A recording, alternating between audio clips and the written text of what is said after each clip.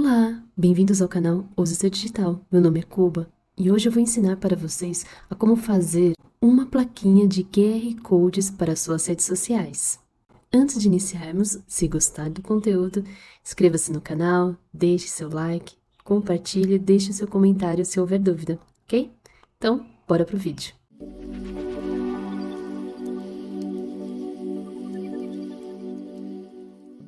Aqui eu fiz um template de stories, ok?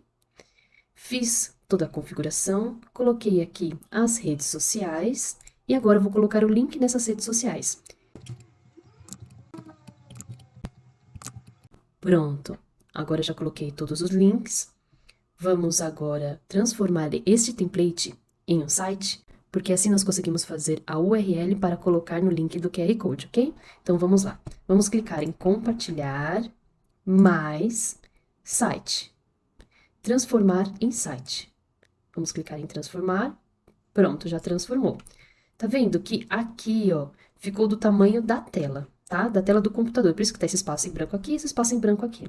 Então, para ele não ficar em branco, quando alguém abrir também pelo navegador do computador, vamos clicar na imagem com o botão direito do mouse.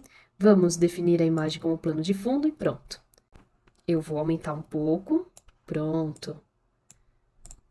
Para a roupa ficar inteira aqui. Ok. Aqui já estão todos os links, tá? Vamos clicar em publicar site e publicar site. Pronto, agora já está publicado. Vamos copiar e vamos visualizar primeiro está tudo certo. Abrindo aqui, está tudo certo. Abrindo aqui, está tudo certo. Então, os links estão sendo direcionados corretamente. Agora, vamos vir aqui no seu template da plaquinha de QR Code, tá? Se você quiser uma plaquinha de QR Code pronta também, eu tenho no meu site. Qualquer coisa, é só ir lá dar uma olhada nos templates prontos que eu tenho, ok? Vou deixar o link aqui abaixo. Então, para girar o QR Code para colocar aqui, o que nós vamos fazer? Vamos vir aqui em aplicativos, vamos clicar em QR Code. Vamos vir nesse daqui, QR Code, abrir, vamos colocar a nossa URL aqui dentro.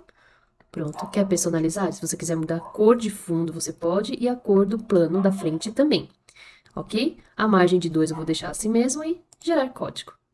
Pronto, já gerou o seu código aqui, aumenta ele, deixa ele bem centralizado, e já está pronto a sua plaquinha de QR Codes para as redes sociais. Agora vamos testar no celular para ver como é que fica? Então vamos lá. Agora vamos ver se está funcionando o leitor de QR Code.